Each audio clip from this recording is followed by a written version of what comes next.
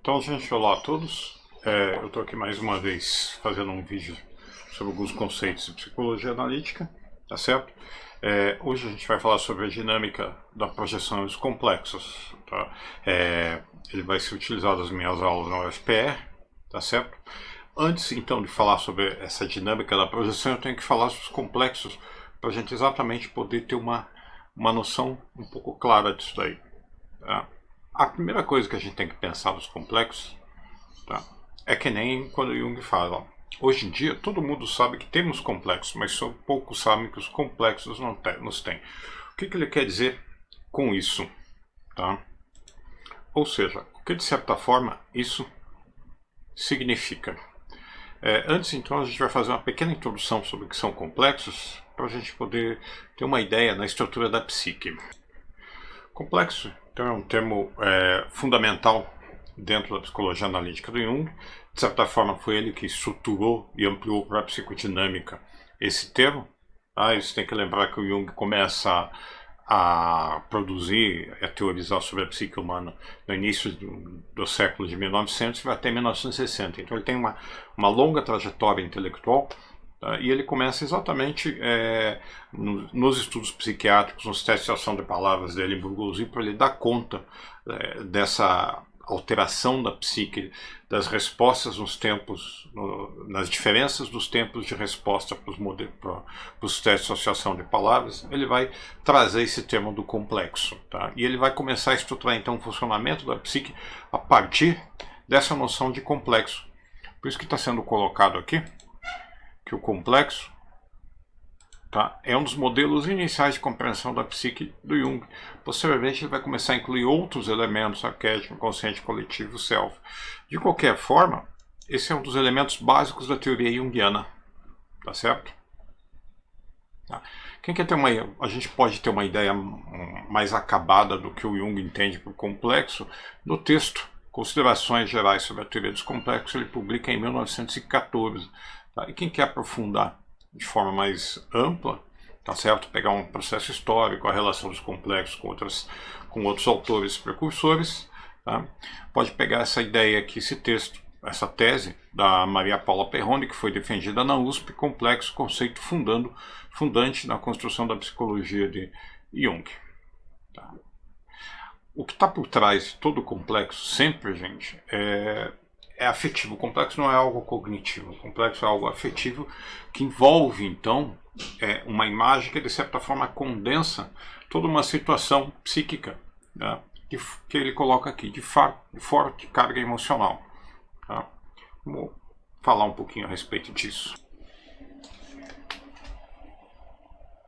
Então, a psique, tá, para Jung, ela é complexa, tá? Tanto no sentido de ser múltipla, quanto no sentido de ser formado por complexos, tá certo? Tanto que a gente chama até alguns complexos que a gente chama estruturais da psique, que são os famosos conceitos, tá? Ego, persona, ânima e ânimos. Tá? Rapidamente, o ego é o complexo da identidade, famoso eu, a persona, complexo do papel social, e ânima e gêneros, complexo de gênero. Não é bem assim, mas, ou seja, a sexualidade. Tá, mas o que vem a ser complexos? Tá? Complexos para Jung, então, além de ser estruturas, além de que ele colocou, tá? É uma imagem que ele está colocando aqui, gente, uma imagem para Jung sempre é algo que condensa uma situação psíquica. Então, na realidade, complexo é um agregado, é um conjunto, tá certo? É um agregado tá? De situações que possuem uma carga emocional ou uma carga afetiva ou, de certa forma, carregados de libido. Essa situação, esse conjunto, gente, diz respeito às vivências, às fantasias, às imagens,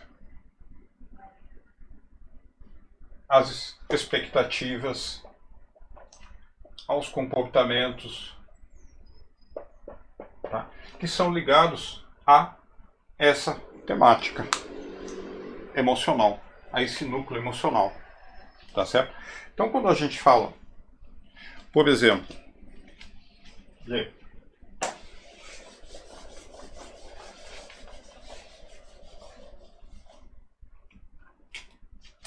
vamos lá, um exemplo de complexo. Complexo. Vamos falar aqui materno. Tá certo? O que a gente está falando desse complexo materno? A gente está falando das vivências, das fantasias, tá? Dos afetos, das expectativas, dos comportamentos do sujeito ligado a essa temática, ligado à mãe. Então, complexo materno são as vivências, as fantasias, os afetos, as expectativas, os comportamentos, tá? Até as relações que esse sujeito tem nessa psique que se colocam ele em relação à mãe, tá certo? E obviamente o complexo, ele sendo parte da psique, ele faz parte da nossa subjetividade. E o que é interessante, né, gente? A gente tem vários complexos que Jung tem. Então a psique, ela é formada por diferentes complexos, do qual a consciência é o complexo do ego, né? É um deles. Tá? Por isso que ele diz que ele coloca, os complexos nos têm.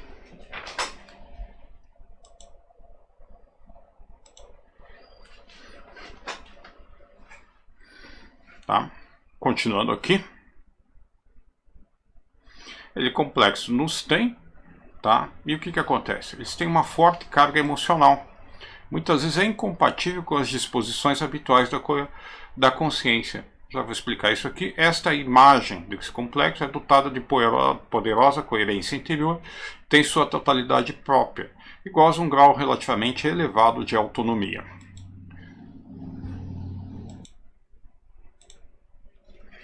Então, a psique sendo múltipla, tá? Ela tem o que, gente? Ela tem diversos complexos, tá? E aí a gente tem a consciência, é o complexo da identidade. Então, outros complexos são diferentes desse complexo da consciência que a gente chama ego. Tá? Então, se eles são diferentes, muitas vezes eles são incompatíveis. Porque se eles fossem muito semelhantes ou compatíveis, eles segregariam, de certa forma, a consciência. Por isso que, de certa forma, a gente faz essa estrutura, né? O ego, a consciência egóica, o complexo da identidade, e, no inconsciente, diferentes outros complexos. Tá certo? Então a gente tem a consciência egóica e outros complexos que se colocam. Esses complexos, gente, eles funcionam, tá, com uma totalidade, como se fossem de forma diferente e que nem ele disse, eles têm um grau relativamente autônomo, porque eles se formam conjuntos distintos. Então a gente tem uma personalidade múltipla, com múltiplos centros. Tá? Então nossa psique, de certa forma, tem diferentes complexos, ou seja, diferentes personalidades, que são personalidades parciais. É óbvio que o principal, salvo um problema, a gente tem como principal, normalmente na consciência, é o ego. Mas eventualmente um complexo mais carregado de energia toma a posição do ego, o ego vai e depois ele retoma. Tá certo? Obviamente o ego, então, a consciência egóica, tá? Ela é responsável pela adaptação, tá, do organismo ao mundo externo e também ao mundo interno. Tá? E normalmente a gente funciona com o ego, mas a todo momento sendo atravessado por esses complexos. Tá? Por isso que ele coloca, tá, esta imagem interior tem uma totalidade própria. Tá? A poderosa porque ela faz um núcleo. Tá? Está sujeito ao controle e às disposições da consciência até um certo limite. E tem uma vida própria. Tá? Por que é uma vida própria? Porque é certamente autônoma. Então a gente vai circulando. E nessa autonomia ela interfere no funcionamento consciente. Tá? Aí a gente tem que lembrar o modelo da psique de Jung. Tá? De certa forma, o que a gente tem aqui então? Tá? A gente tem o ego, tá, que faz a relação entre o mundo externo e o mundo interior, que está sendo colocado aqui. Então o ego faz essa transição. E a gente tem os níveis de inconsciente, tá certo? Esse inconsciente, ele é um inconsciente, vamos chamar assim de fenômeno pessoal, até chegar no inconsciente coletivo, cujo centro é o arquétipo do si mesmo ou do self. Existem outros arquétipos. O que seriam arquétipos? Seriam estruturas básicas do ser humano, seriam potenciais que se realizam. Tá? Então, esse complexo, gente, ele tem as vivências pessoais do sujeito, mas ele tem um núcleo central no inconsciente coletivo, que é o arquétipo. Então, como eu falei, o complexo materno, eu tenho as vivências do sujeito com sua mãe pessoal, a questão da cultura, tá certo? As relações, toda a biografia dele, mas todas essas vivências, sentimentos e emoções, elas se agregam frente a uma estrutura fundamental, que é o arquétipo do materno ou da mãe. Tá? Então a gente tem mais ou menos essa condição. Tá?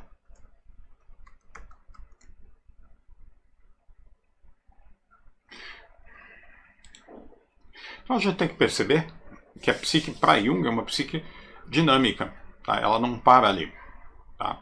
Eu vou passar então adiante para explicar mais algumas coisas. Então, voltando aqui, considerando que os complexos são relativamente dinâmicos, essa citação do Jung é muito interessante. Né? Hoje todo mundo sabe que temos complexos, mas poucos sabem que os complexos nos têm. Por que essa ideia de que os complexos não têm? Porque o inconsciente, que é formado por complexos para Jung, lembre-se, é muito maior do que a consciência, ou seja, o ego, que seria o complexo da identidade. Então, a todo instante a gente está sendo atravessado por esse complexo. Muitas vezes, como eles são contrários à disposição da consciência, a gente não tem noção do que ele se coloca. Tá? Então, a gente é atravessado e nos tem. E quanto mais a gente está identificado com o complexo, muitas vezes mais a gente coloca ele na nossa consciência e menos nós percebemos que estamos ligados a ele. Tá? Então, retornando ali, gente, tá? Complexos, tá? Grupos de representações emocionalmente acentuados que implicam em afetos, em emoções, expectativas, comportamentos, uma trajetória, um modelo de como agir, uma personalidade parcial, tá? Que está no inconsciente, ou seja, fora do eu. No fundo, não há diferença, em princípio, entre uma personalidade parcial e um complexo. Tá? E como que a gente pode perceber os complexos? Tá? Como falou, uma das formas de acesso ao inconsciente é no sonho, nas imagens oníricas. Então, quando o eu diminui a sua consciência, a sua energia, por exemplo, no sonho, né, o que acontece? A energia dos complexos começa a aparecer, e aparece de forma metafórica, né? Tá? Aparece por imagens. Tá? Então, ela começa a operar pela lógica do inconsciente. Então, a gente tem um tipo diferente de realidade no eu onírico, tá? Que obedece suas próprias leis, as leis do inconsciente. Então, os complexos psíquicos autônomos, tá? Eles se mostram, se formam, se colocam a partir de seus próprios elementos. Então, a gente pode dizer que as imagens oníricas, elas são representações dos complexos, e essa dinâmica das imagens oníricas é a dinâmica desses complexos que nos colocam. Rapidamente então, quais que são os elementos então, do complexo, como eu falei? Um elemento central, tá? Que é uma espécie de núcleo que organiza todas essas vivências em relação ao tema, por exemplo, complexo paterno, complexo materno, complexo de autoridade, de herói, por aí afora. Tá? Que ele é um portador de significado, que ele dá uma ordem, que ele dá um sentido, uma direção. E isso, gente, é além da vontade consciente, porque lembra, é um núcleo, um arquétipo. Então a consciência não controla ele, tá? Ele é inconsciente e incontrolável, tá certo? E ele está ligado numa série de associações. Aí é da onde é formado o complexo, tá? Em parte formado da própria pessoa, da disposição original e das vivências do indivíduo que são condicionadas pelo ambiente familiar, ambiente cultural, ambiente social, ambiente das imagens que ele consome, por aí afora, tá certo? Então, de alguma forma, isso vai fazendo um agregado. Lembrando vocês que no núcleo, então, no núcleo do complexo tem o arquétipo, que é esse elemento central. Tá certo? Lembrando vocês então que ele tem uma autonomia. O que é interessante é que a gente nunca integra completamente com o complexo. A gente vai integrando elementos do complexo. Tá certo? Por quê? Porque o núcleo do complexo ele é totalmente inconsciente. Tá? Então quando a gente está falando aqui de resolução de complexo, a gente está falando de uma resolução parcial ou de uma fenomenologia. Nós sentimos que resolvemos nosso complexo paterno, mas ele é feito como se fosse emergência de diversas coisas para a consciência. Então emerge algo do inconsciente, do nosso complexo paterno, a gente resolveu. De repente vem outra coisa mais profunda, depois vai indo. Tá? E essa resolução não se dá no nível cognitivo, mas se dá no nível emocional afetivo, uma espécie de processamento emocional. Tá?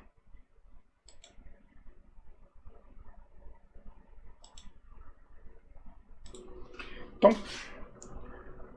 voltando à nossa linha, a gente tem aqui a consciência e a gente tem aqui o inconsciente, os diversos complexos.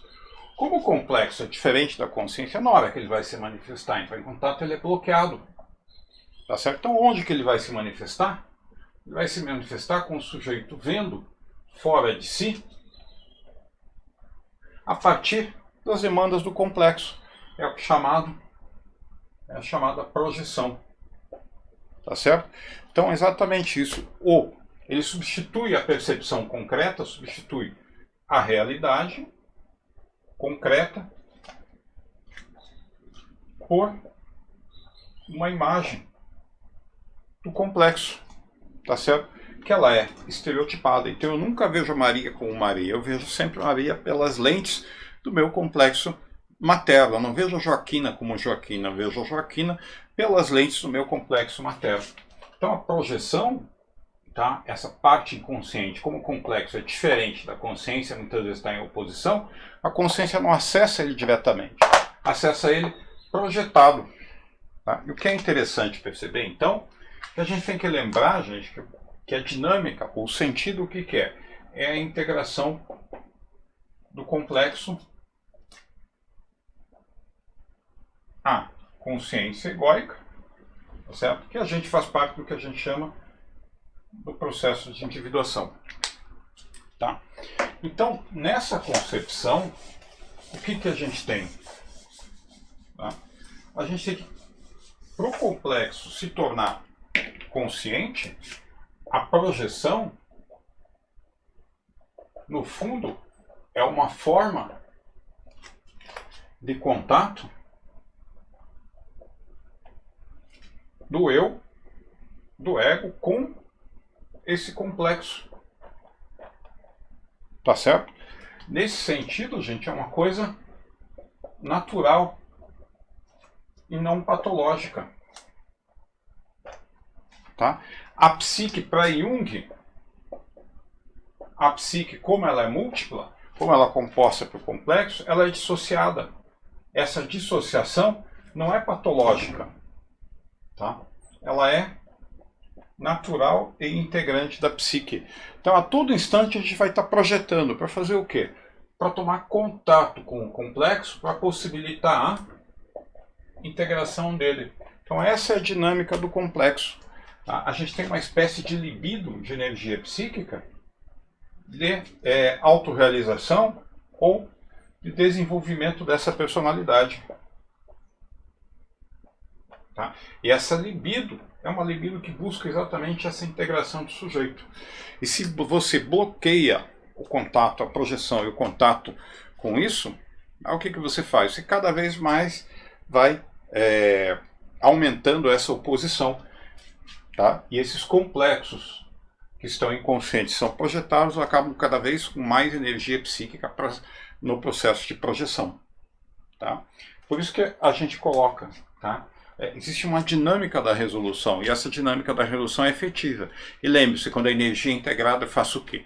Muda o inconsciente, muda os complexos inconscientes, mas muda também a consciência, o eu.